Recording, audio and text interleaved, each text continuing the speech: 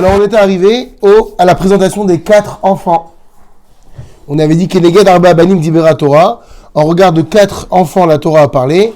Echad Chacham, Ve'echad Rasha, Ve'echad Tam, Ve'echad She'eno Yodea Lishal. Un qui est sage, un qui est méchant, impie, un qui est simple et un qui ne sait pas poser de questions. Et en réalité, on va voir que chaque réponse qu'on va donner aux enfants, c'est en regard de leur niveau de compréhension et de maturité. Alors on est arrivé à la page Kouf Lamed He. Et on avait expliqué la semaine dernière que la Torah a présenté les enfants, non pas selon, enfin la Gada, présente les enfants non pas selon l'ordre de leur apparition dans la Torah, parce qu'on a dit que ces enfants, ils naissent à partir de 4 versets dans la Torah, où il est fait mention du récit de la sortie d'Égypte.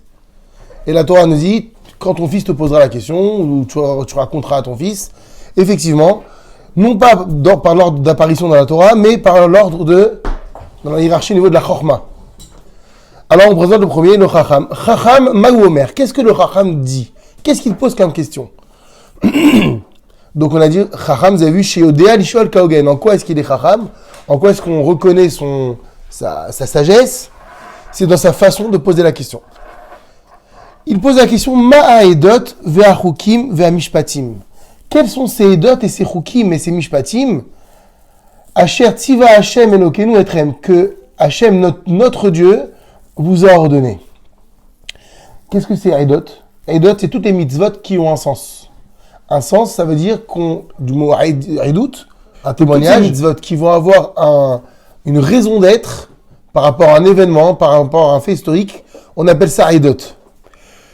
Chukim, ce sont toutes les lois irrationnelles. Et les Mishpatim, ce sont toutes les lois qui sont sociales. Donc lui, il pose la question sur la Torah. Mahem dîner à Pesach, Hashunim, Hasharatem, Otim Laïlaïzé. Quelles sont toutes ces différentes lois que l'on va accomplir pendant la soirée de Pesach, qui relèvent des Edot, des Chukim et des Mishpatim? Alors, Afata et Morlo, Keil Chot à Pesach, En Maftirin, Achar à Pesach, Afikomen. Ça veut dire quoi? Alors, comment vous avez traduit, vous, dans votre Agada en français? Af, Ata et Morlo, Keil Chot à Pesach. Toi, à ton tour, instruis-le selon les préceptes de Pesach. D'accord? Littéralement, Af, Ata et Morlo, tu dois même lui dire comme les lois de Pesach. C'est quoi ce Keil Chot? Pourquoi on n'a pas écrit, tu n'as qu'à lui enseigner, enfin lui faire savoir, les lois de Pesach? Parce qu'il te pose des questions. Pourquoi comme les lois de Pesach? Et ensuite, le passage se termine en disant En maftirin, une des halachot qu'on va lui apprendre. En maftirin achar Pesach afikomen. Traduction. Après l'agneau pascal, on ne doit pas manger du dessert. Alors en fait, qu'est-ce que veut dire le mot maftirin? En maftirin, on avait déjà vu ce mot. Le mot aftara, le mot niftar, le mot patour. Ça veut dire prendre congé. Quand on dit quelqu'un il est niftar, on a entendu, il est mort. C'est-à-dire quoi, il est mort? Il a pris congé de cette vie. Il a pris congé de ce monde. Quand on fait l'aftara après la lecture de la Torah, qu'est-ce qu'on fait? En fait, on prend congé du Sefer. Pour ne pas ranger le Sefer dès qu'on a terminé. Allez, merci, on avait besoin de toi, on n'a plus besoin de toi. Alors, par Kavod pour le Sefer, on avait dit qu'on le laissait sur la Teva et tranquillement on prend congé de lui avec Kavod en lisant la Haftara. Donc, pareil ici. En maftirin achar a Pesach afikoman, c'est qu'après l'agneau pascal, maintenant il n'y a pas d'agneau pascal. Ici, on va parler de la matzah qui rappelle. Donc après la matzah qu'on appelle afikomen, c'est ce petit morceau, enfin ce grand morceau qu'on avait coupé au départ, qu'on avait cassé dans Yachatz et qu'on avait réservé pour la fin. On ne peut plus prendre congé d'elle. Ça veut dire quoi? C'est-à-dire qu'une fois qu'on a mangé la matzah de l'afikomen, on n'a plus le droit de manger quoi que ce soit. Effectivement, il n'y a pas de dessert possible. Le seul dessert possible, il doit être pris avant si effectivement on a des gâteaux au kachar les Pessah ou toutes sortes de douceurs. C'est avant l'afikomen. Donc, En Maftirin, donc qu'est-ce qu'il lui dit le père en fait à ce garçon-là qui est Chacham? Je vais t'apprendre comme les lois de Pessah. Ça veut dire quoi? Les lois de Pessah, tu les connais. Mais je vais même t'apprendre des lois qui sont des Rabbanan, qui sont comme les lois de Pessah classiques. Tu connais tout ce qu'il faut sur la matzah, sur le maror, effectivement, il n'y a pas de problème. Ça, c'est les halachot de Pessah. mais je vais aussi t'enseigner, puisque tu me poses la question, c'est quoi, c'est Edot, c'est Chugim, c'est Mishpatim, je vais aller au plus profond du sujet, comme les lois de Pessah qu'on a déjà appris depuis Purim, puisqu'on a dit qu'on étudie, ça fait 30 jours les lois de Pessah, mais je vais également t'enseigner maintenant des lois qui relèvent des Chachamim, et une des Chachamim, c'est quoi, qui est spéciale, c'est l'interdit de manger la ficomène, après la ficomène, manger quoi que ce soit. Regardez dans les mots. C'est-à-dire quoi? Afata et Marlo, maintenant tu dois même lui dire, comme les lois de Pessah, Perachlo, il doit lui expliquer, et kol alachot à Pessah, ve'af et alachashi metukenet chachamim, mitakanet chachamim, pardon.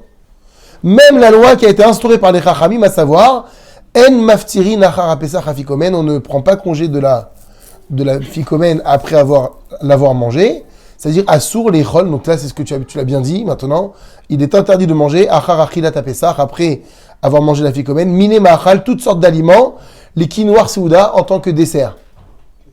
Kedé sheisher tam apesach befiv, quel est l'objectif? De garder le goût de la matzah dans la bouche. Ça c'était la question du chacham. Donc il est vraiment chacham, parce que nous il fallait qu'on comprenne tout ça. Deuxième acteur qui entre en jeu, c'est le rachat. Pourquoi alors même toi, Afata? Non, alors c'est là le même, c'est-à-dire que tu dois même lui enseigner. Ah. C'est le même ici. Ouais. Parce qu'on est parti du principe qu'on a déjà commencé à étudier. C'est ça le Haf. Tu dois même lui enseigner. En fait, le Chacham, il connaît déjà toutes les lois de la Torah. Bah oui, parce qu'il est Chacham, c'est qu'il connaît déjà. Et peut-être tu enseignes aussi les lois des rabbins. C'est-à-dire qu'on imagine qu'il a déjà un bagage de halachot solide. Maintenant, s'il te pose des questions, c'est que c'est pas encore abouti. Alors on dit, tu dois même lui apprendre jusqu'au halachot takanot rachamim, à savoir, bah, là, on ne mange pas après la ficomane, quoi que ce soit. Le rachat, il arrive. Rachat, Maou Omer, qu'est-ce que le rachat demande? Alors c'est très intéressant, regardez la petite phrase à côté. Shoel Keilou Aïnyan et Nonogialo. Il va poser une question comme s'il n'était pas du tout concerné. On parle comme s'il parlait d'un sujet qui ne le touchait pas littéralement. Maou Omer, que dit-il? Quelle est sa question? Ma avoda hazot lachem. Qu'est-ce que ce service, donc ce que vous faites là, qu'est-ce que ce culte pour vous? Alors, la question que j'aurais pu poser tout à l'heure, c'est vrai que le Chacham, il a posé une question beaucoup plus soutenue. Mais lui-même, il a dit aussi pour vous. Etrem. Il a dit quand même l'Éternel, notre Dieu. Voilà. Il est notre Dieu, vous a fait. C'est-à-dire que lui, il n'a pas encore compris. Je dis, c'est pas un tzaddik, hein. C'est un Chacham. Lui, c'est ça. C'est-à-dire que lui, pour lui, c'est vrai, c'est logique. Quand il dit vous a fait, qu'est-ce que Hachem vous a ordonné? C'est quand vous étiez au Mont Sinaï. C'est pas qu'il n'a pas voulu s'incorporer, c'est que dans la chronologie ou dans le timing, j'étais pas là, moi. Mais son père, il n'était pas non plus. Hein? Après, il n'était pas, il leur a fait. Ouais, pourquoi? Parce que alors c'est très bien. Non, c'est qu'au début, rappelez-vous le premier paragraphe, Avadim nous étions. Donc comme si le Chacham a priori, il n'a toujours pas encore assimilé l'idée que lui, il était aussi. Le père, il a dit nous étions. Il a cru que son père, il était. Voilà, donc lui, son père, il se considère dans le sens... il n'a pas encore assimilé que c'est un petit Chacham, c'est un petit gosse, que lui aussi, il était présent. C'est pour ça qu'il dit, mais ce qu'Hachem, il vous a ordonné, donc c'est Etrem. Et il y a une différence entre le Etrem et l'Achem. L'Achem, c'est vraiment pour vous, c'est sa cible, tu vois. C'est véritablement ce qu'il a fait pour vous. Alors que ce qu'il vous a ordonné, c'est pas la même chose. Donc le Lachem, vraiment, on voit que le rachat, il essaye de s'extérioriser de ça. Ma avoda azot lachem, qu'est-ce que ce culte pour vous? Regardez la question, en fait, qu'est-ce qu'il demande le rachat? Maou atorar, c'est quoi ce... Maou atorar she'atem matrichim alenu. C'est quoi cette fatigue que vous nous imposez, bechol shana veshana, chaque année? On considère qu'on y était. On considère qu'on y était selon le principe que, entre guillemets, mon âme, elle vient de celui d'avant. Alors ça, soit on part du principe que non, on dit que toutes les Neshamot d'Israël étaient présentes à ce moment-là. Okay. Mais simple, au Mont Sinaï. Au Mont Sinaï. Donc on n'y était pas. Mais on a dit, mais du fait, on a donné la réponse hier, du fait que si Hachem nous avait pas fait sortir, on y serait encore, bah c'est comme si on y serait encore. Okay. Et donc tu peux pas prendre le concept de dire, au même titre que tu vois, les rabbis ils se réunissent pour une faute. Ah, Tikkun. Tu vois, l'âme, elle a été. Ah, c'est Au même titre que Ah si, tu peux aussi, on peut partir du principe qu'il y a une... Pas mal. C'est possible. On y était par nos ancêtres, si tu veux. Ouais. Mais lui, le père, c'est pas ce qu'il veut dire dans la Gada au début. Justement, ne crois pas que c'est nos ancêtres qui y étaient. Nous y étions. Sauf qu'a priori, l'enfant, il a toujours pas assimilé ça. C'est pour lui, ça, au niveau temporel, il dit non, mais qu'est-ce que Hachem vous a ordonné de faire? Et donc, le rachat, c'est ce qu'il va dire. Mais regardez, quelle est cette fatigue que vous nous imposez chaque année? Vous nous empêchez de manger. Regardez, vous avez vu, les rakev soudatenu. Parce que c'est vrai, il a faim, le temps il passe. Pourquoi vous nous fatiguez avec cette histoire? Et il va dire le mot lachem. Lachem, c'est-à-dire c'est une mitzvah qui vous incombe à vous, velolo, et pas lui. Sinon, il aurait dit, qu'est-ce que c'est cette chose-là? Comme posera la question, le tam, c'est quoi ça? Mazot. Ou le fiche otsi et atzmo minaklal, et dès lors il s'est sorti lui-même du groupe, alors, on parle de ces kafar baïkar, c'est comme s'il avait renié l'essentiel.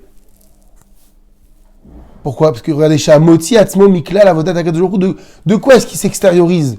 Du service divin, tout simplement, parce que c'est la mitzvah de toute la soirée. Toute la soirée, c'est un culte en particulier, c'est une avoda. En disant la chem, c'est-à-dire qu'il te dit, j'ai pas envie de le faire, c'est pas, moi, j'ai pas à le faire, c'est pas, ça ne me concerne pas, c'est pas ce qu'on a dit au départ. Alors, on tourne la page, Af Ata Ake Chinav. Alors, tu dois, toi-même, Ake et Chinav, lui faire grincer des dents. Le faire grincer des dents. Page Kouf la Medvav.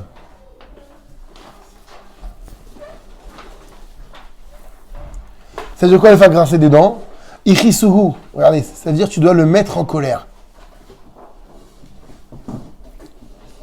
Et Kafar Beikar, c'est quoi la traduction? Il a renié l'essentiel. Il a tout, c'est comme s'il reniait tout. T'inquiète pas, on va manger dans 2 heures, 3 heures, 4 heures. Ça veut dire quoi donc tu dois le mettre en colère? Véhémorlo, tu dois lui dire Ba'avourze asali Hashem asa Hashem li betetim sraim. Effectivement, voilà pourquoi Hashem il a agi pour moi. Donc en fait, tu rentres dans son jeu. Ah, tu t'es exclu? Et ben sache qu'Hachem, tout ce qu'il a fait, c'est pour moi. Betetim sraim, lorsque je suis sorti d'Égypte. Li, c'est pour moi qu'il a fait ces miracles. Lolo, pas pour toi. C'est quoi pour toi? Ilou Hayasham, parce que si tu avais été là, lo aya nigal. S'il avait été là, cet homme-là, ce rachat, il n'aurait pas été délivré. Pourquoi il y a cette chose-là? Pourquoi est-ce qu'on dit ça? Parce qu'il y a un principe, rappelez-vous, dans Masechet Sanhedrin, il y a marqué Kol Israël Eshlem Chelek Olam, tout Israël à part au monde futur. On donne donc tout Israël, il n'y a pas de problème. Mais effectivement, après, il y a une liste qui est faite dans la Mishnah de tous ceux qui n'ont pas part au monde futur. Ah ouais. Il y a une liste. Vous inquiétez pas, on ne fait pas partie de cette liste. Mais évidemment, quand on parle également aussi du monde futur comme de la résurrection des morts, qui ne ressuscitera pas? Eh bien, celui qui ne croyait pas en la résurrection des morts. Donc, c'est évident que celui qui ne croit pas en quelque chose ne peut pas bénéficier de cette chose-là. Donc, si toi, tu t'es exclu de ce concept de la sortie d'Égypte, sache que donc, du coup, si tu y avais été vraiment, tu ne serais pas sorti. La preuve, quelle est la preuve? Que si tu y avais été à cette sortie d'Égypte, parce que maintenant tu renies, tu ne serais pas sorti. Les 4/5 du peuple n'est pas sorti. Ouais, c'est en fait, si tu crois pas. Tu peux pas bénéficier de quelque chose dont tu ne crois pas. Mais vraiment, ça? Ah oui, bah oui. Oui, pareil, on disait, tu sais, Hachem, il aime tous les juifs. Tous. Même ceux qui. Sauf celui qui. Oui, c'est pas sauf. C'est pas au niveau de l'amour, au niveau de celui qui renie. Ah voilà, renie. Celui qui renie. Ah bah non, je connais pas, il n'y a rien à voir. Oui, On n'est pas là, ça c'est pour le tam et pour le chinois d'Agel, là on est pour le rachat. Le rachat, c'est il renie volontairement. Donc tu peux pas faire bénéficier à quelqu'un de quelque chose dont il ne veut pas entendre la raison. C'est pas croire. Le rachat, il peut croire et il renie quand même. Ah donc c'est qu'il croit pas. Il connaît quand même. Oui, il connaît, mais c'est qu'il croit pas. J'ai entendu votre histoire, il n'y a pas de problème, mais c'est zéro. C'était. Tu considères que le rachat, C'est ça le rachat. le rachat, il croit pas. Ah bah non, bah bien sûr qu'il croit plus. Il a appris, il croit. Bah non, c'est ça. Alors après, ça dépend dans quel esprit il le fait. Est-ce que c'est dans un esprit de rébellion? Est-ce que c'est dans un esprit où effectivement il n'y croit pas parce qu'il ne sait pas? Là, lui il sait. Ah oui. Donc s'il sait et qu'il malgré tout, il te dit c'est quoi cette histoire que vous faites, c'est qu'il n'en est pas convaincu.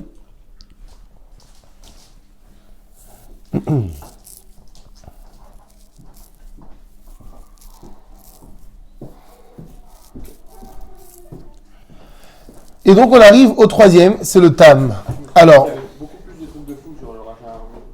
ah non, C'est simple en fait. parce que là, on est dans la Haggadah pure. Après, on peut rentrer dans les commentaires. Là, je vous ai dit, on essaye d'expliquer un peu plus la Haggadah. Mais c'est vrai que si on rentre dans le rachat, il y a beaucoup de choses à dire dessus. Regardez. C'est la photocopie les photocopies que je vous avais faites la semaine dernière. Ah, ça. Voilà. Je vous invite à les prendre d'ailleurs parce que on n'a pas encore bien distingué. On n'a pas bien distingué quelle différence il y a entre le troisième et le quatrième. Entre le tam, celui qu'on appelle le simple, et le sheno yodé alishol, celui qui ne s'est pas posé de questions. Alors regardez, prenez le passage. On va pas tout lire, c'est juste le début. Ça. Donc l'autre, là. Ouais, c'est la page Tav. Non, c'est la page Tav Tzadik Aleph.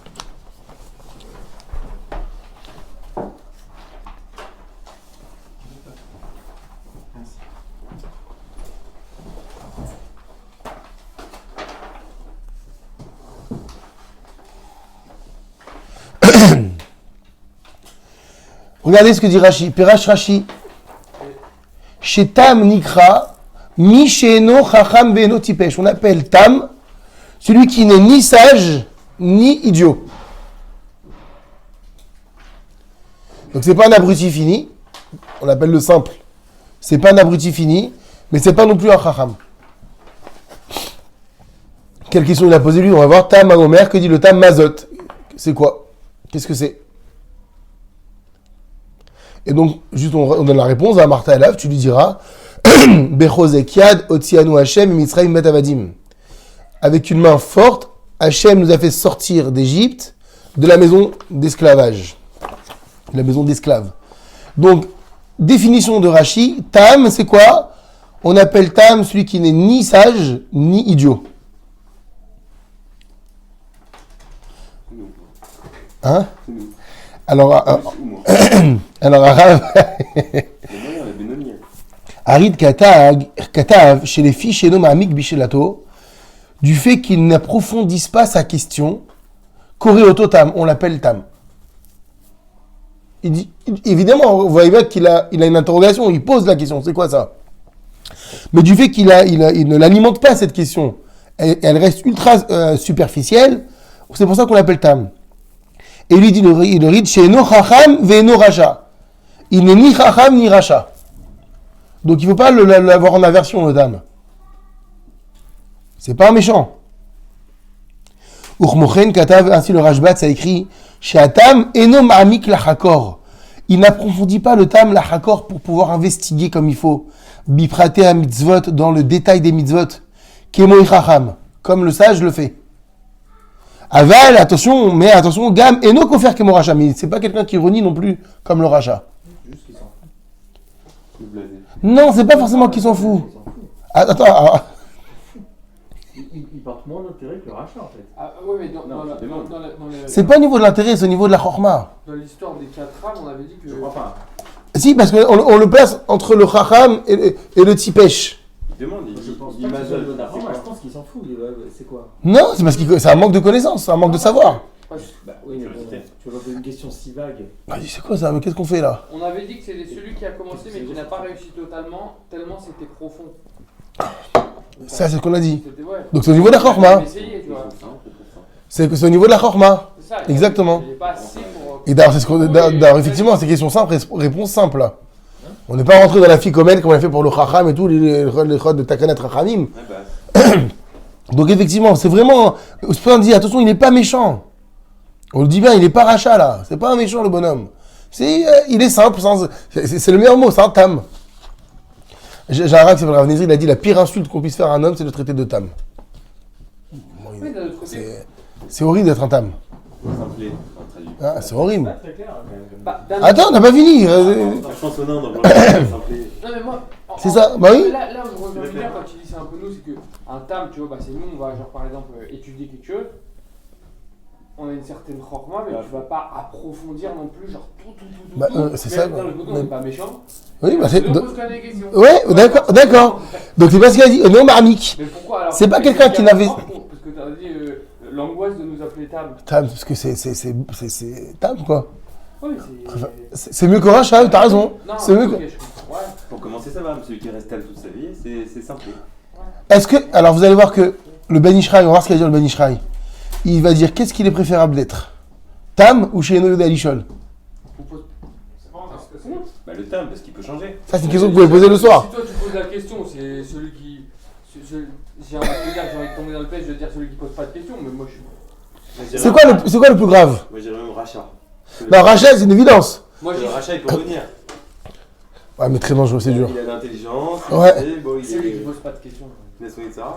Le pire, c'est ce qui peut... Alors, regardez, vous allez voir. Regardez la suite. Attends, parce que le tam il peut quand même passer de tam à. C'est mieux d'être laïque que traditionnaliste. C'est mieux d'être. Non, pourquoi? Dans les deux, tu peux évoluer. Non, dans les deux, tu peux évoluer. Traditionnaliste, ça va. Au contraire, t'as une base, on a dit que tu peux... C'est ce qu'on a dit, on a dit le Chavan Avot qui lui s'adresse à celui qui a déjà la Emouna. Il faut juste la réveiller parce qu'on a dit elle sommeille. Tu fais pas le kidouche.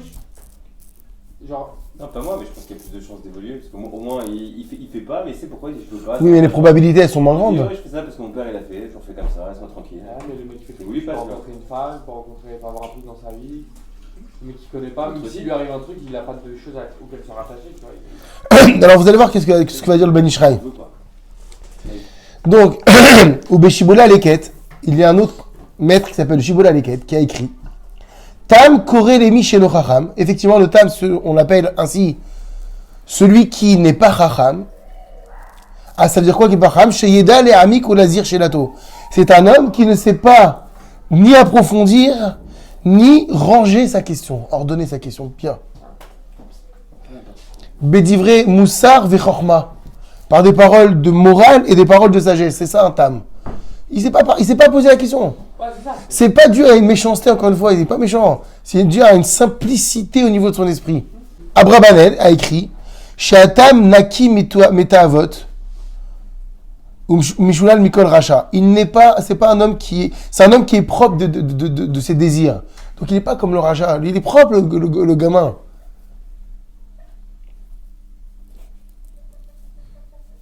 Il n'y a pas de négatif en lui comme c'est le cas du Racha. Et il dit même à Abrabanel, Arehu Efer Racha. Il est même le contraire du Racha. Par contre, dans le Talmud de Jérusalem, Maseret Psachim, carrément, Mechouné Atam Tipesh. La Gemara, elle appelle le Tam l'abruti. Donc c'est au niveau de la Chorma. Plus qu'on a l'habitude. C'est ça. Et le Ben Ishraï, regardez ce qu'il dit à Ben Ishraï, Ben Ishraï, il pose la question directe.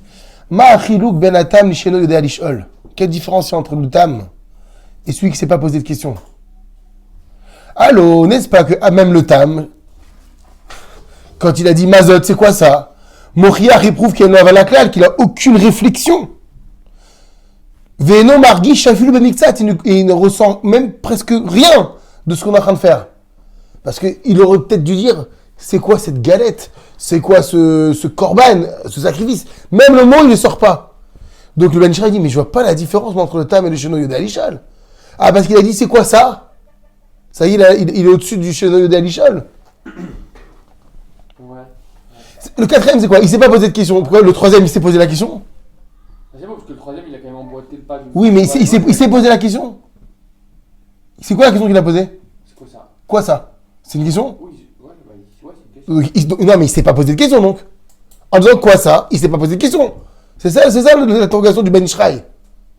L'autre, il a dit quoi, le Racha? Le Racha, il avait dit Ma avoda azot lachem. Ici, il lui parle de ce service que vous êtes en train de faire. C'est quoi? Ouais, Donc il s'est posé une question. Mais lui, pas de verbe, pas de complément, pas de sujet, rien. Ma zot. Quoi ça? Donc Ben Ishraï ne voit pas la différence entre le troisième et le quatrième. Alors, Télim 73, c'est le verset 22. Voilà comment le Ben Ishraï va répondre. Il dit, regardez, dans les Télim, il est marqué Vani Ba'ar Veloeda Behemot Haïti. En Haïti, j'étais un sot Ba'ar. Mais c'est un sot, c'est un vrai idiot Ba'ar.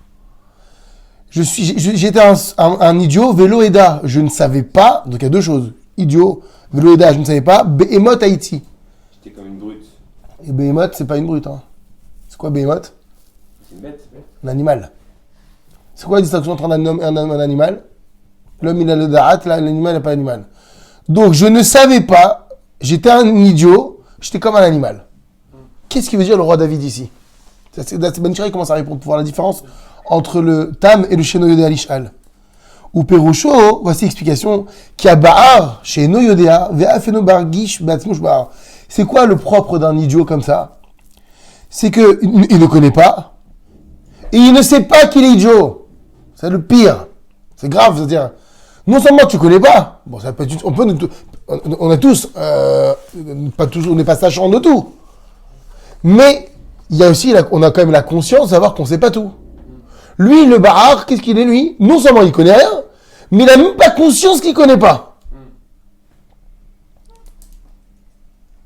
Le roi David, dans ce Tehillim, il parle des méchants, il dit comment le Tout-Puissant peut-il savoir, le Dieu suprême possède-t-il la science?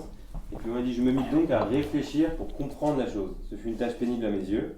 Et il dit, avant, j'étais sot, etc. Voilà. Qui est dans une démarche. Donc, dans une démarche, donc il investigue, c'est ce que depuis le début, il cherche. Là, il a conscience qu'il sait pas. Mais pour approfondir, il faut prendre conscience que t'es manquant, qu'il y a quelque chose qui va pas, que tu connais pas. Mais le type, c'est un idiot fini, c'est ça l'idiot fini. Un idiot fini qui ne sait même pas qu'il connaît pas. C'est ça que le Machisaron Kafoul, il a un double défaut ce bonhomme. Non seulement il est bête, il n'a pas de date, mais en plus il n'a pas conscience qu'il n'a pas de date. C'est sa faute. C'est quoi la différence entre le Tam et le Sheno Yodea Alishal? Il dit Vezé Achilouk, voilà c'est ça la distinction. Qui a Tam, car le simple, Av Sheno Mediklal, bien qu'il ne comprend pas du tout, Bishinui Manasim Laila, sur cette nuit qui est différente. Parce que c'est ça toute la base. Bien qu'ils ne comprennent rien à toutes ces actions que l'on va faire, que l'on ne fait pas toute l'année, Mikol Makom, malgré tout, Makir Bechoser Avanato. Il reconnaît son manque de compréhension. Et il pose la question, c'est quoi? Donc c'est quoi? Donc le Tam, il est bête, ou il n'y a pas de connaissance, mais il a conscience. Sinon il ne poserait pas la question, c'est quoi?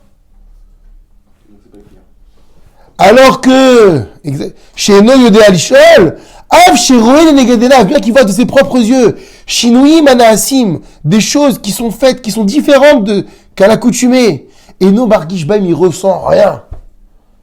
Ve'afeno Makir Bechoser Vanato, il n'a même pas conscience, il ne reconnaît pas son manque intellectuel, ses défaillances. Ve'savourou qui enkan makom shelo. Et donc du coup, il part du principe que, maintenant, pourquoi je pose des questions? Qu'est-ce qu'il y a de spécial? Qu'est-ce qu'il y a de spécial? Et tu mets où celui qui s'en fout? Voilà. Ah bah je le mets là. Et donc regarde ce que dit le Ben Ishraï avant, Vezou Chisaron Gadol Oter, ça c'est le pire. Ne pas avoir conscience de son manque de connaissances, il n'y a pas pire. Ça c'est chez Eno Yodea Alishal. C'est celui qui s'en fout. Voilà. Donc le Tam, c'est-à-dire que le Tam, il sait qu'il est un manque de connaissances. C'est pour ça qu'il pose la question. Donc il y a un espoir, il y a une évolution. Mais l'autre, c'est chaud. C'est-à-dire que si l'autre, c'est pas toi qui le prends en main, et c'est ce qu'on va voir, c'est la réponse que va donner la Haggadah, il restera comme ça tout le temps. C'est bon, Ben Ishraï, il est d'accord avec nous. Ah oui, bah bien sûr. Oui, je pensais que c'était en mode une question de piège, ok. Non, pas du tout. Oui, forcément. Donc là, on voit bien la distinction entre les deux. Ah oui, c'est bien, moi, j'ai même un simplet, mais qui pose des questions, ça fait kiffer. Bah oui, c'est qu'il a conscience, sinon il ne poserait pas la question. C'est là qu'il veut dire ce qu'il veut dire Ben Ishraï. Tu préfères avoir un shra qu'un mec qui s'en ouf? Non, mais c'est vrai. Voilà. Ah, c'est plus kiffant même à table de lui réexpliquer, même 10 fois s'il faut, mais il veut comprendre. Voilà. Il veut, Mais s'il pose la question, c'est qu'il a compris qu'il lui manque quelque chose. Sinon, en fait, l'autre, il s'en fiche complètement le dernier. Mais pourquoi? Faut pas croire que c'est volontaire. C'est qu'il est tellement bête, il est tellement déconnecté de son intellect qu'il sait pas qu'il est bête. Ça, c'est le pire. Parce il fera jamais aucun effort. Il est pas bête, il s'en fout. Non, c'est une question aussi de Darat. Encore une fois, on a dit toutes ces questions. Justement, à ce moment-là, il est bête. Ah, complètement. À ce moment-là, il est. Sinon, t'es une machine, il fait rien. Je peux prendre n'importe quel exemple, hein, mais. Oui, parce qu'on parle. David. À la Gada, Non, mais vous vous rendez compte, la comparaison. Même pendant des années, moi, j'ai fait des trucs. La comparaison de David Ameller, il a dit comme un animal. Donc que tu es un oiseau à côté de toi pendant le CDR, ou que tu es un crapaud, et ben tu as le Sheno Yodea Alishal. C'est la même chose, puisqu'il ne réagit pas à ce qui se passe. Et évidemment, c'est ce qu'il dit, Chisaron Gadol Oter, ça c'est le pire. C'est le pire défaut qu'on puisse avoir, qu'un être humain puisse avoir. Alors qu'est-ce qu'on va lui dire à celui-là? Maintenant, Sheno Yodea Alishal, on reprend le texte dans la Haggadah, page Kouf Lamed Vav. Et il y a le quatrième, donc, on en a parlé, ce quatrième enfant. Regardez le commentaire, ça veut dire quoi? Il ne s'est pas posé de question, afilou bitmimout, même avec simplicité. Donc dire c'est quoi ça, il ne le fera pas, comme on l'a expliqué. Alors qu'est-ce que tu dois faire? At pétarlo, c'est toi qui dois introduire le sujet. Littéralement pétard, c'est toi qui dois ouvrir le bal. Donc at pétarlo, c'est toi qui dois donc lui dire, prendre les devants. Emma en lui disant Vigata levinra, la Torah l'a dit, tu raconteras à ton fils. Donc ça veut dire quoi quand tu lui dis ça? Je dois te raconter mon fils. Même si tu poses pas la question. Bayamaou que ce jour-là, ce jour du 15 Nissan, les morts en lui disant Bavourzé, Asa Hachem. Alors Yachal Rosh Chodesh. Tu nous fais une petite traduction? Ouais. On pourrait croire qu'il faut faire Pessah à partir de la Néoménie, début du mois, mais il est dit en ce jour-là. Quel est ce jour? Peut-être est-ce pendant qu'il fait encore jour, mais il est dit c'est à cause de cela. Cela veut indiquer l'heure où pain azim et herbe amère sont posés devant toi. D'accord. En vrai, c'est pas du tout clair, tu sais, quand tu le dis là, genre à table.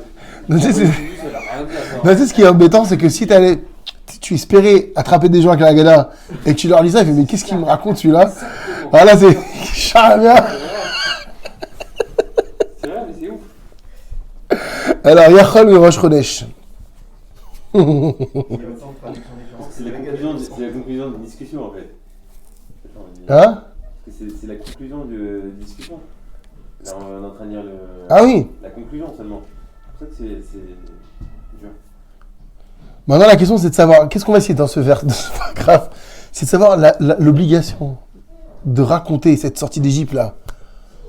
Pourquoi est-ce qu'on l'a fait le 15 Nissan? J'aurais pensé que dès le début de Nissan, ça y est, on rentre dans le mois de la libération, l'obligation m'aurait incombé depuis le mois de début du mois de Nissan. On l'a vu ça. C'était le pic. Ouais, voilà. Ah oui, mais parce que vous êtes des chachamim, qu'est-ce que je vous dise? Mais c'est ça la question. Yachol mais Rosh Chodesh, moi j'aurais pu croire que l'obligation, parce qu'il y a marqué, l'obligation de quoi? De Vigata levincha, c'est ça. En fait, on répond à ça.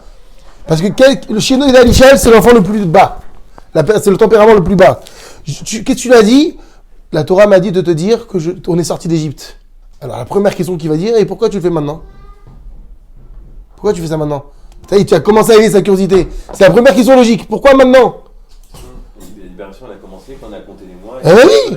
Et on a compté exactement Rosh Chodesh, c'était le Shabbat HaChodesh. À Chodesh Azelachem Rosh Chodeshim, tiens, il y a quelque chose de nouveau qui commence. C'est le mois où on va sortir. Alors j'aurais pu penser que depuis Rosh Chodesh, déjà, l'obligation de raconter à son fils entre en vigueur. C'est ça, Yachol, mais Rosh Chodesh. Ces trois petits mots, c'est ça qu'il faut dire. J'aurais pu croire que l'obligation de raconter à son fils aurait dû déjà commencer à Rosh Chodesh. Alors, Talmud Lomar, le passage qui vient nous dire, ouvrez les guillemets, Bayamaou. Alors, c'est pour ça, ouvrez les guillemets. Le basouk, alors qu'est-ce qu'il disait le basouk? Vegata levincha, tu raconteras à ton fils, Bayamaou, ce jour-là. C'est quoi ce jour-là? Bah, c'est pas le jour où on est vraiment sorti aussi. Eh ben c'est ça, ce jour-là. Bah, donc je vais pas lui raconter avant que je sois sorti. Bah, il me faut le dire au petit. Le petit, pourquoi tu me racontes ça maintenant? Parce que le passou qui dit bien Bayamaou. Ah, ok, d'accord, c'est ça la réponse. Bah, c'est ça la réponse que nous donne. Ça paraît quand même logique. Bah- Si jamais on sort vraiment, je vais pas te raconter avant qu'on sorte, qu'est-ce qui se passe? Oui, mais la libération, elle a commencé bien avant déjà.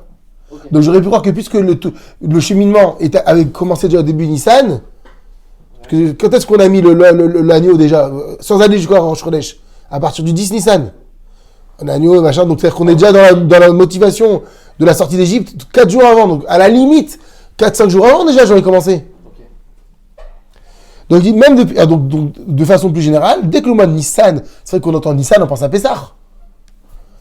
Alors j'aurais pu croire Yachol, t'aurais pu dire, mais peut-être qu'on est obligé de raconter la sortie d'Égypte à ses enfants dès que rentre Rosh Chodesh Nissan. Et si tu veux encore plus de précision, il y a un maître qui s'appelle le Ritva. Le Ritva, pardon. Regardez, c'est la notation Gimel, mais il ne l'explique pas. Kederer Shedarash Moshe Berosh Chodesh. Parce que quand est-ce que Moshe a commencé à donner la lachot du Korban Pessah, alors parler de Pessah? C'est à Rosh Chodesh, Nissan. Donc j'aurais pu croire à plus forte raison, puisque si Moshe a commencé Rosh Chodesh Nissan, alors parler de la sortie d'Égypte qui allait avoir lieu et du Korban Pessah, alors j'aurais pensé aussi que l'obligation de raconter à ses enfants la sortie d'Égypte aurait dû commencer à Rosh Chodesh. C'est ça la question qu'on est en train de poser là. Elle est très intelligente cette question. Puisqu'on a l'obligation d'étudier les halachot 30 jours avant. Ah, plus forte raison. Alors imagine Exactement. Donc, du coup, la question c'est comment on sait que on doit parler que ce jour-là. Et c'est parce que il y a le. Non, mais pourquoi j'aurais pu croire que c'était depuis Rosh Chodesh? Parce que d'abord, le Nissan, il commence Rosh Chodesh, et d'après le Ritva, parce que Moshe Rabbeinu a commencé à parler du Korban Pessah à Rosh Chodesh, donc j'aurais pu penser que, aussi, l'obligation primordiale de cette fête, de raconter à ses enfants, aurait pu commencer donc 2 semaines avant déjà. Alors ça, Yachol le Rosh Chodesh, pour un Torah, j'aurais pu penser. Alors la Torah va nous dire, Talmud Omar, c'est ce que vient de nous dire le Passouk, Bayom Ahou, c'est ce jour-là, c'est entendu, le jour où on a été libéré qu'il faut raconter.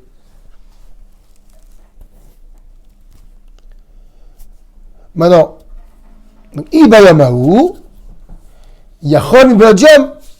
Alors d'accord, c'est vrai, t'as dit ce jour-là. Mais si c'était... Alors ça c'est la deuxième question, c'est énorme ce passage, comment il est grand. Enfin petit par la taille, mais grand par l'explication. Mais si maintenant tu me dis c'est ce jour-là, regardez le petit comment il est intelligent. Même nous c'est pas posé la question. Alors quand est-ce que j'aurais dû commencer à raconter la sortie d'Égypte? La journée. Donc cette année ça commence samedi soir. C'est samedi. J'aurais dû commencer depuis le début du jour. Moi, j'aurais pensé plutôt dimanche. Le jour de la sortie d'Égypte. Et on est sorti quand? On est sorti le matin. Oui, tu as raison. Oui, tu as raison. Non. Pourquoi? Regardez pourquoi. Il faut voir la suite. Non, le journée d'avant, pourquoi? Parce que Bayamaou aussi, tu me dis c'est ce jour-là, et non pas depuis Rosh Chodesh, comme le Passouk qu'il a dit. Yachol, j'aurais pu croire quoi? Mi Beodium. C'est depuis le jour d'avant. Pourquoi depuis le jour d'avant? Qu'est-ce qu'on a fait le jour d'avant? Korban Pessah. Prenons un carnaval cette année, non, c'est le Shabbat, c'est embêtant. Un cas où Pessah tombe mardi soir. Donc mardi soir à la tombée de la nuit. J'aurais pu penser que la sortie d'Égypte, je la raconte quand? Mardi dans la journée, mais on n'est pas encore dans la sortie d'Égypte, parce qu'on est sorti dans la nuit, le 15. Mais comme on offrait le Korban Pessah déjà avant la sortie d'Égypte, j'aurais pu croire que ce Bayamaou, il inclut le moment du Korban Pessah. Regardez dans les mots.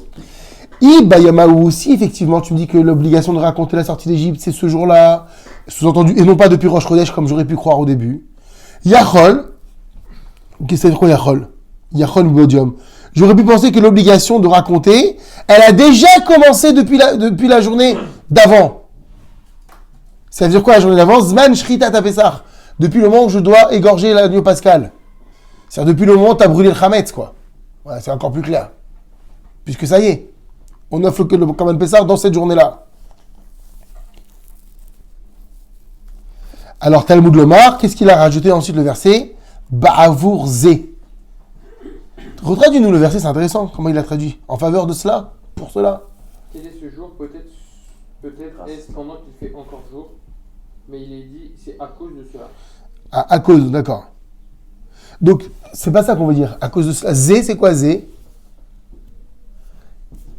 Zé, ça veut dire que tu montres quelque chose. C'est ça, tu montres quelque chose du doigt. Bavourzer, c'est comme si tu es en train de montrer quelque chose en particulier. C'est en faveur de quelque chose en particulier qu'on ne peut pas commencer déjà depuis le Korban Pessah. Alors c'est quoi? Effectivement. Bavourzer, en regard de cela. En fait, tu réponds à ton fils, t'es devant le plateau du Seder. Si c'est pour ça c'est à ce moment-là de ça qu'on raconte la sortie d'Égypte. Tu es en train de nous montrer le plateau de Pessah. Bavourzer. Exactement. Lo amarti et la besha chez Matza Omaro monachin fanecha. Ça veut dire quoi? Relis le dernier verset, le dernier passage. Mais il est dit c'est à cause de cela. Cela veut indiquer l'heure où pain azim et herbe amère sont posés devant toi. Voilà. Okay. Je ne t'ai dit de raconter ça. Lo amarti et la besha. Hachem, il me donne la mitzvah de raconter la sortie d'Égypte qu'au moment où la matzah et le maror sont posés devant toi. C'est ça le zé. Okay. Et ils sont forcément posés la nuit? Le Seder, on le fait à partir de quand? Sortie des étoiles. Okay. Donc il y avait 2 questions dans ce paragraphe. J'aurais pu croire que c'est depuis Rosh Chodesh. On a dit non, il y a marqué ce jour-là. Alors ce jour-là, c'est le jour dans lequel je me trouve. J'aurais pu croire que c'est depuis le jour où on a depuis ce matin, où on devait commencer à offrir le Korban Pessah. Alors là, le verset vient dire Ba'avour Zé maintenant. Bayamaou, c'est pour enlever le Rosh Chodesh, exclure l'idée qu'on aurait pu commencer depuis Rosh Chodesh. Et le Ba'avour Zé, c'est pour cela, parce que Zé, c'est comme si tu montrais quelque chose. Alors, c'est un pronom démonstratif. Qu'est-ce que tu es en train de montrer? La matzah et le maror. C'est pour cela, sous-entendu, quand ils sont posés devant toi, qu'entre en vigueur l'obligation de raconter la Haggadah à ses enfants. Mais pourquoi on n'a pas mis ça avant devant soi quoi. Pourquoi on a mis le plateau avant Rosh Chodesh par exemple? Pourquoi à Rosh Chodesh on sort pas le plateau mal. et on fait ça? Pas mal. Parce qu'il a dit Bayam Aou, ce jour-là. Non, mais les jours même, tu peux sortir à Le jour 15 de heures. l'anniversaire. Non, c'était le 15 Nissan, le jour où t'es sorti. Anniversaire. Ah oui, Maintenant, le jour où je suis sorti, quand il faisait encore jour, je devais offrir le Korban Pessar, donc j'aurais pu penser que ça y est, la preuve c'est qu'on mange plus de Hametz. Mais je le mangeais pas non plus. Il était interdit à la consommation. De quoi Donc, à plus forte raison. Quand on fait ça. Bah non, le jour où il était interdit. Oui, Elle attend la nuit. oui, mais on est rentré, très bien, mais on est quand même rentré dans le jour de Pessah. C'est ça qu'on aurait pu croire, ça le Yachol. J'aurais pu croire peut-être. C'est pour ça que la Torah dit, Talmud Lomar, Ba'avourze. Non, c'est en faveur de ce qui est devant toi, à savoir la matzah et le maror, qu'on raconte la sortie d'Égypte. Vas-y, maintenant relis-nous tout le paragraphe en français, on voit si on arrive à comprendre. On pourrait croire qu'il faut faire Pessah à partir de la Néoménie. Si tu dis pourquoi maintenant, pourquoi on aurait pu croire Parce que c'est le mois de Nissan et que. Et que Moshe Rabbeinu a commencé les règles de Pessah. Alors, donc on aurait pu croire. Voilà. Attends, excuse-moi, non, on aurait pu croire qu'on fait. Non, c'est une mauvaise traduction en fait. On aurait pu croire que quoi? Qu'il faut faire Pessah à partir Non, c'est quoi faire Pessah? C'est Le faux. récit de la sortie d'Égypte. Comment Qu'il faut raconter à ses enfants la sortie d'Égypte. Je l'avais. C'est ce que c'est ça, Pessah. À quoi ça sert d'avoir de la matzah et du maror si c'est pour le faire entre nous? C'est ça qu'il faut pas oublier. Le Pessah, c'est pour les enfants. Ah, faut que je change de Haggadah. Parce qu'encore une fois, en fait, il y a une logique dans les paragraphes. Le paragraphe, il suit le verset de Vigata qu'on a récité tout à l'heure. Le Yachol Merosh Chodesh, en fait, il suit pas que le verset de tout à l'heure. Les 4 enfants qui ont posé la question. Maintenant, aux 4, je vais leur répondre ça. On aurait pu croire que... Voilà, ouais. Raconter la sortie d'Égypte, non. Ouais, elle est naze, la traduction. Donc tout ça, c'était par rapport aux 4 enfants qui ont posé la question. On leur a répondu très rapidement. On est sorti d'Égypte, chacun selon sa façon, et sachez que je dois le faire à partir d'aujourd'hui, ce soir. Et là, maintenant, commence le récit de la sortie d'Égypte. Ah, papa, maintenant, tu nous racontes? À chaque fois, tu commences. Non, le récit. Parce que d'accord, papa, tu m'as bien introduit le sujet, effectivement. Maintenant, c'est quoi l'histoire? C'est vrai que ça commence. Oui, exactement. Jusqu'à maintenant, on n'a toujours pas fait la mise. C'est les pubs. Non, ils en peuvent plus. Ils ont déjà hyper faim. Bah, c'était là. On a dit de la khat ce matin. On l'a vu l'autre fois. On peut donner à manger à quelqu'un qui a faim après le kidouche 36 grammes. moins de 54 grammes. Et que si il a mangé plus de 30 grammes, il doit faire la mechiat s'il a mangé la matzah shira, même la matzah shira, ou boré nefashot s'il a mangé du riz ou s'il a mangé des fruits, des légumes. Après, tu peux, c'est tranquille. Voilà. Mais bon, à éviter. Mais si le type, encore bon là, c'est des enfants, on discute pas. Mais ça serait bizarre. C'est pour ça qu'il faut pas aller trop lentement non plus. Parce que nous, on veut leur enseigner l'importance de la matzah. Si tu lui fais manger avant, il va dire pourquoi alors je peux manger là? Toi, tu dis toujours, tu traduis chaque chose, tu lis en hébreu, français. Non, pas forcément. Pas toujours. Parce que tout le monde parle hébreu. Non, pas du tout, mais je me focalise sur certains sujets avant. Ok. C'est-à-dire, je sais que ça, je vais le dire, ça, je vais en parler. Sinon c'est toute la nuit. Ah oui, tu sais que Et la chance qu'on a, c'est qu'on a un deuxième soir, je l'ai dit. Ah, donc tu changes. Ah. Pas mal. Donc tu peux faire des petites notes avec un critérium, tu fais tous les petits points, ce sera le premier soir, tous les petits carrés, tu prends des notes avant. C'est du haut de couleur. Ah, ouais, il faut que je change d'agada chaque année après. Celle-là, ça y va arrêter. Alors, on y va, Mitechila. Ça va Laurent? C'est clair? Arrête, elle est trop belle la gada, c'est fou. Garde-la pour les Je vais la rendre pépite, t'inquiète. C'est une grande coquine, ma fille. Pourquoi? Je sais pourquoi t'es là-bas. Je te vois, t'écoutes tout ce que je dis depuis tout à l'heure.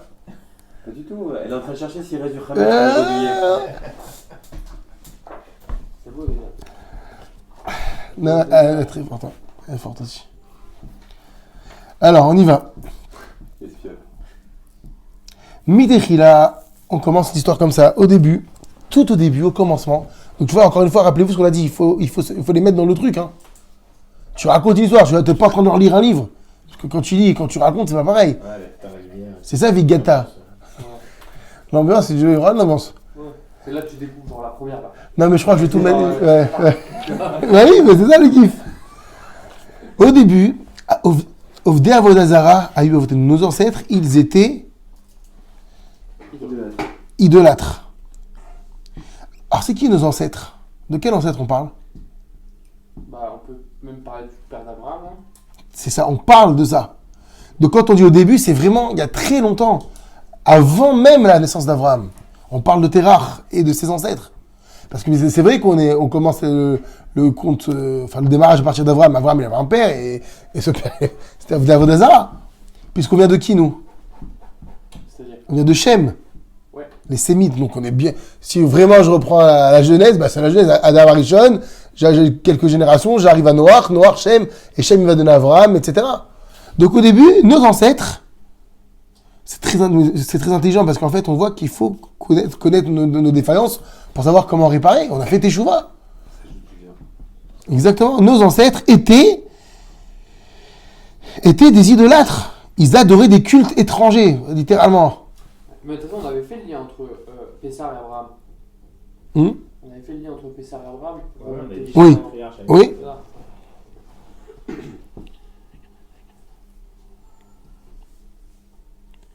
D'après le Rokéar, qui est un autre maître, il dit qu'on peut même inclure ici les enfants d'Israël en Égypte.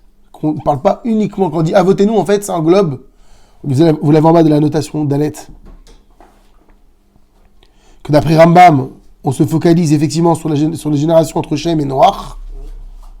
De Noach plutôt jusqu'à Terach. Vous avez vu? Dalet. Ouais.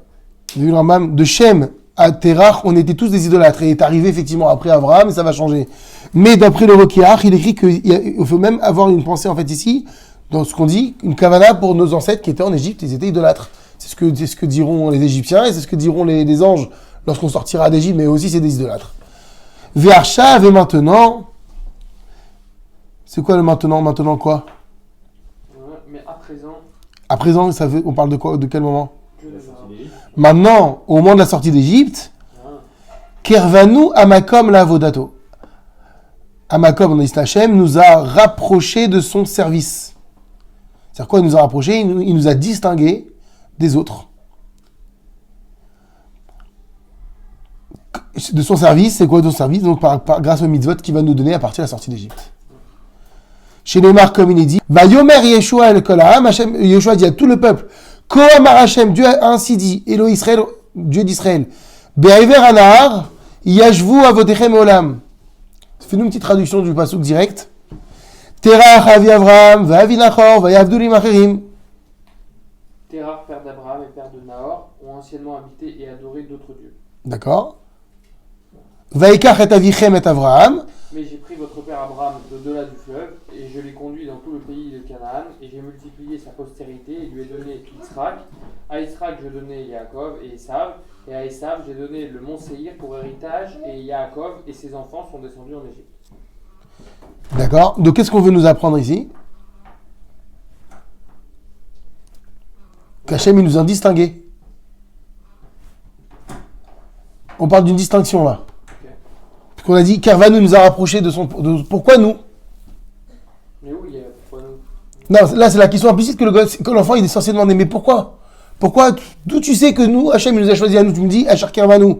Alors il y a un verset qui nous dit, de Yoshua clairement, où Hachem dit à lui, depuis Abraham, j'ai donné à Yitzhak, Abraham j'ai donné Yitzhak, à Yitzhak j'ai donné Yaakov, et effectivement Yaakov là il y a eu deux nations.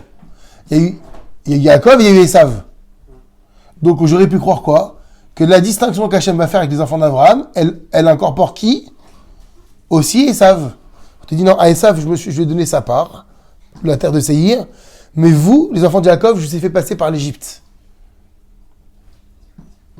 Donc c'est-à-dire qu'Esav, il a fait sa vie, entre guillemets son destin, il était tracé avant même la sortie d'Égypte. Je lui ai donné en héritage la terre de Séhir et j'en avais terminé. Mais vous, je vous ai ramené en Égypte. Et c'est là que l'histoire, elle va commencer. Donc là, on est au prélude de toute l'histoire du peuple. On veut Minatora, la preuve. Et c'est Hachem lui-même qui parle à Yoshua.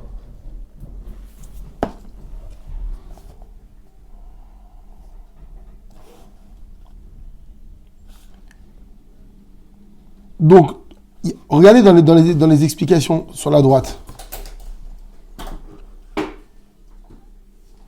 Vayomer Yoshua el Kolam, Yoshua dit au peuple, ainsi Dieu dit, Dieu d'Israël, Be'ever Anahar, c'était le fleuve de Pérat, parce qu'on était là-bas au début, l'Euphrate.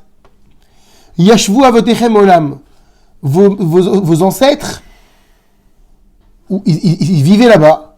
C'est-à-dire quoi là-bas? Mais en l'âme, depuis toujours, Miyam Shinivru, depuis le jour où j'ai créé le monde, ils venaient de la Mésopotamie. Terach, qui était le père d'Abraham, Vavi Nachor, et le père de Nachor, Vayavdu et Louis Machim. Eux, Terach et Nachor, ils ont servi d'autres cultes. Vaikach et Avichem, j'ai pris votre père, Abraham, mais vers Anahar, de l'autre côté du fleuve, donc qui était de l'autre côté du Jourdain, et qu'est-ce qu'il lui a dit? Lech lecha, c'est ça entre parenthèses qu'il faut dire. Va-t'en. Va-olech oto. Donc je lui ai demandé de partir, Bechol Eretz Kenaan, parcourir toute la terre de Kenaan, comme il est écrit, Koum, lève-toi, et va parcourir de long en large, car la terre, je vais te la donner à toi, la terre d'Israël. Va-arbe Zaro, j'ai multiplié sa descendance. Donc il y a qui dans la descendance d'Abraham? Ishmaël, qu'on n'a pas cité là. Va-eten noat Yitzhak, je lui ai donné Yitzhak. Pourquoi on a dit maintenant je lui ai donné Yitzhak? C'est quoi je lui ai donné? Comme j'avais promis, rappelle-toi, j'avais promis de donner une descendance, un Zéra. Exactement par ça. Va-eten le Yitzhak et Yaakov et Esav, et j'ai donné Yitzhak, Yaakov et Esav. Et regardez l'explication numéro 1, 2. C'est magnifique. Pourquoi est-ce qu'on parle d'Esav là? On n'aurait pas dû, ça m'embête moi de parler d'Esav à ce moment-là. On n'a pas parlé d'Ishmael, on n'aurait pas dû parler d'Esav. Bah, toi, t'as répondu une partie. Dis-moi. Celui qui dit pourquoi nous. On aurait pu penser que Alors, ça allait- d'abord, effectivement, pour un, mais pour deux, regardez qu'il est Tova. C'est pour le bien, c'est pour votre bien, que j'ai fait naître Yaakov avec Esav dans le même ventre. Pour que lui, il prenne toute la Zohama, tout le mal, et que Yaakov, il sorte naki, pur. Vous vous rendez compte ce qu'il dit ici? C'est extraordinaire. Hein, donc, c'est-à-dire que vous êtes vraiment l'élection, le peuple de choix. Vaïten le Esav intercédé la richette auto. J'ai donné à Esav le mont Seir pour qu'il puisse en hériter. Pourquoi je lui ai donné? Regarde entre parenthèses. Chez Loratza Esav la 7 étoiles à Avdout Veinouï. Parce que Esav a refusé de prendre sur lui la responsabilité de quoi? Du pacte que j'ai fait avec Abraham. savoir. Bah, tu auras une descendance qui partira en exil, opprimée par un peuple étranger. La descendance, ça comprend tout le monde. Ok. Chez Loratza Esav la 7 étoiles à Avdout Veinouï. Esav avait catégoriquement refusé de prendre sur lui le joug de l'esclavage et l'oppression de ce peuple. Alors Yaakov, mais par contre Yaakov ou Banav, Yardou Mitzrayim. C'est ça qu'on dit. Et Yaakov et ses enfants sont descendus en Égypte, ça veut dire quoi? Délibérément. Ah oui? Non mais ils pouvaient continuer à faire des allers-retours.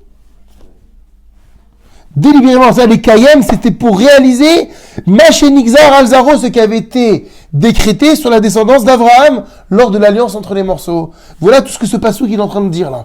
Tout ce que le passage il explique. Vegamze ayad tova, et ça aussi c'était pour le bien. Qui la reine, car grâce à ça, qui belou et Kenan et Nachala, ils ont reçu un héritage à la terre d'Israël. Parce qu'il fallait passer par là. Donc voilà ce petit passage où on a l'impression de citer un verset. Ce verset il est en train de donner toute la raison pourquoi je me focalise sur vous.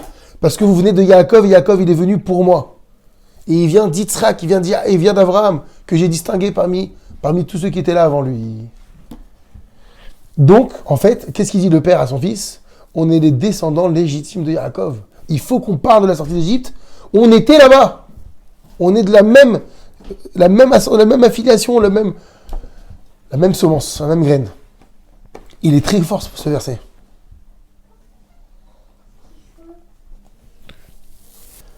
Baruch Shomer Avtachato l'Israël Baruchu. Qu'est-ce qu'on va faire maintenant dans la Gada? Donc Vaïkar, on a fait. Maintenant c'est Baruch Shomer. Exactement. On va, entre guillemets, on va louer le Créateur, pas du tout, on va faire l'éloge, si tu veux. Il est source de bracha, celui qui a été fidèle à sa promesse. Parce qu'il a bien dit à Abraham que je vais les sortir de là-bas. Baruch Shomer Avtachato l'Israël, source de bracha est celui qui préserve, qui garde sa promesse pour Israël. On parle au présent. Shomer. Donc c'est pas celui qui a rempli, c'est celui qui remplit. À plus forte raison. Si il garde, c'est qu'il le fait toujours. C'est ça qu'on est en train de dire. On avait des doutes. Hein? On avait des doutes. Bah, si on pose toutes ces questions, c'est qu'on n'est pas sûr, on ne connaît pas. Hachem, il est Shomer Avtachato. Parce que rappelez-vous, on va le dire après, on doit se sentir comme si on sortait d'Égypte. Donc même maintenant. Et qu'est-ce que disent nos Chachamim? C'est quoi l'Égypte? C'est l'Égypte personnelle de chacun. On est tous dans une galoute, on a tous une galoute privée, que ce soit dans n'importe quel domaine. Hachem, il est Shomer Avtachato. Sache qu'Hachem, il réalise ses promesses. Baruch Shomer Avtachato l'Israël. Pour Israël, Hachem, il garde ses promesses constamment. Et le deuxième Baruchou, alors on peut traduire, bien sûr, l'idée générale ici, c'est de parler de la sortie d'Égypte, il a gardé sa promesse. Et c'est quoi le deuxième Baruchou? Source de bracha il est. Pourquoi on le rajoute? Même s'il n'avait pas gardé, même si. Parce que non seulement il a gardé sa promesse, mais il y avait deux promesses. Il a dit non seulement je les ferai sortir d'Égypte, mais je les ferai sortir avec un richouche gadol, avec une richesse monumentale. Le deuxième Baruch, il se rapporte au fait qu'il a aussi accompli richouche. Exactement, dans tous les détails, il a réalisé sa promesse. Parce qu'il aurait pu le sortir d'Égypte et puis c'est terminé. Birichouche gadol. Shakadosh Baruchu Mechashev et Aketz. Alors, Shakadosh Baruchu Mechashev et Aketz. Akadosh Baruchu est Mechashev, du Machashava. Il avait prévu, c'est pour ça qu'il a traduit comme ça, je crois, là-bas. Il avait prémédité, il avait calculé littéralement la fin de la Xéra, donc du décret. La Asot, pour pouvoir accomplir, c'est-à-dire pour pouvoir accomplir la promesse qu'il avait faite. Kema chez Amar, et on a une preuve dans le verset, parce que depuis le début, c'est lui qui va parler de nombre d'années. Comme il l'a dit à Avram Avinu dans l'alliance entre les morceaux, chez les Mar, va Yomer les Avram, il a dit à Avram, il y a Doa Teda, tu dois savoir, il y a une redondance dans le mot Nadaat, tu dois savoir, qui guerrier que ta descendance guerrière sera étrangère. Donc on parle de quoi? C'est qui ta descendance? C'est ce qui va se passer après Yitzhak. Parce que c'est Yitzhak qui a appelé la descendance. Hein? Oui, mais ça commence, on va voir que le calcul, il va commencer à Yitzhak. Ah oui, c'est ça qu'on va voir. Que ta descendance sera étrangère, dans une terre qui n'est pas la leur, la sienne. Va à Vadoum, et une fois qu'ils y seront, ils seront asservis. Virinu Otam, les enfants, les Égyptiens les feront souffrir, les opprimeront. Non, les oppresseront, les opprimeront, on dit. T'es sûr? D'accord. Exactement. Arba Me'ot Shana, combien de temps? 400 années. Donc on a dit, on compte le 400 ans à partir de la naissance d'Yitzhak. Que même la nation Asharia Vodou, qui les aura asservis, Dan Anochi, je la jugerai. Vacharichen, et après cela, donc après m'être vengé des Égyptiens, Yetzou Bichouch Gadol, ils sortiront avec un patrimoine énorme. Donc je la jugerai, c'est le diplôme? Oui, exactement. Comme on a vu à la sortie d'Égypte, ils sont sortis avec des richesses et des butins monumentaux. Et on arrive au passage de Veisha Hamda. Alors, qu'est-ce qu'on fait à ce moment-là? Si on lève la coupe, Laurent, qu'est-ce qu'on doit faire? Exactement. Toujours. Comme on fait le Shabbat, on ne découvre pas le Chalot tant qu'on n'a pas fini le Kiddush. Donc, qu'est-ce qu'on est en train de dévoiler ici? Que toutes les solutions, tous les saluts, toutes les délivrances que l'on connaît aujourd'hui, où elles prennent leur source? Dans la promesse de Ben Ametarim qui est parlé d'Égypte, mais en fait qui ne parle pas que d'Égypte, que de tous les exils. C'est ça, Vehi Shamda, elle, c'est qui elle? Cette promesse qui est faite, Shamda la votez-nous, velanu, qui a été, Shamda qui s'est tenue littéralement, pour nos ancêtres, et bien, et pour nous aussi. Pour nous, entre parenthèses, David le dit, Bishar Galouyot, dans tous les autres exils également.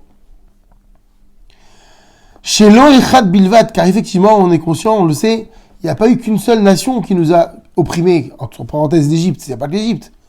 Et la Hamad Alenu, les Chalotenu. Combien sont venus s'ériger contre nous, les Chalotenu, pour nous exterminer? Et là, chez Bechol Dor Vador. Mais à chaque génération, alors de qui on parle? On parle des... Exactement. Ensuite, les Perses, les Romains, les Grecs et toutes les autres. Tous ceux qui nous ont... De Grecs et Romains. Ouais. Ouais. Toutes les autres, à chaque génération, qu'on soit tzaddik ou pas tzaddik. C'est-à-dire qu'il n'y a pas de différence. À chaque génération, il y a quelqu'un qui veut nous détruire, quoi qu'il en soit. Alors, on me dit, il se lève tout cela pour nous exterminer, pour nous faire du mal. Et Kadosh Baruch Hu, il nous sauve de leurs mains, comme il nous l'a promis. Qu'est-ce qu'il rajoute, Rajmet?